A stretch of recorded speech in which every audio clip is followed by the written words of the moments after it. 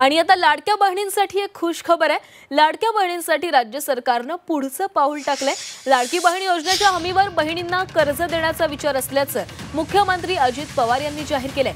या बहिणींना उद्योग सुरू करायचा असेल आणि भांडवल नसेल तर या योजनेच्या हमीवर लघु उद्योगांसाठी कर्ज उपलब्ध करून देण्याचा सरकारचा प्रयत्न आहे। या कर्जाचा हप्ता लाडकी बहीण योजनेतून सरकारकडून भरण्याची योजना विचाराधीन असल्याची माहिती अर्थमंत्री तथा उपमुख्यमंत्री अजित पवार यांनी दिली आहे। आणि यातून लाडक्या बहिणींना 30 ते 40 हजारांचं अर्थसहाय्य होईल असा विश्वासही अजित पवार यांनी व्यक्त केलाय। मात्र लाडक्या बहिणींच्या हप्त्याला विलंब होतोय, त्यातच महायुतीनं 2100 रुपये देण्याचं आश्वासन अद्यापही पूर्ण केलं नाहीये।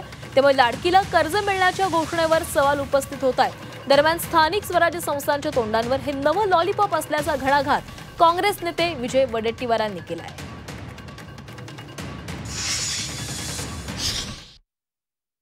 कधी कधी आमच्याबद्दल गैरसमज विरोधक पसरवतात।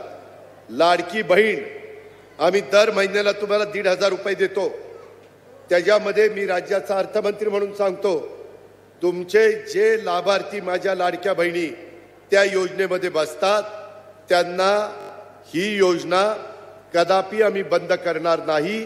ते आमच्या लाडक्या बहिणींच्या करताय, तुम्हाला त्याच्यातनं मदत होते। उलट आम्ही त्याच्यात नवीन प्रस्ताव आणलेला आहे, काही बँका पुढे आणलेल्या आहेत। नांदेड जिल्हा बँकेशी पण मी बोलीन, काही जिल्हा मध्यवर्ती सहकारी बँका चांगल्या आहेत, तिथं आमचे दर महिन्याला 1,500 रुपये त्या भगिनीला जातात।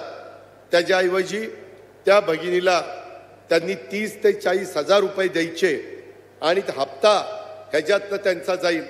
40-50 हजार रुपयाचं भांडवल जर तिला झालं तर त्याच्यातनं ती माझी बहीण काही ना काही स्वतःचा व्यवसाय करू शकेल आणि त्याच्यातनं स्वतःचं कुटुंब ती उभं करू शकेल। हे होऊ शकतं। पहिलेच तिजोरीमध्ये ठणठणाट आहे आणि आमच्या शेड्यूल कास्ट शेड्यूल ट्राईब विभागाचे पैसे वळवून लाडक्या बहिणींना पैसे द्यावे लागत आहेत।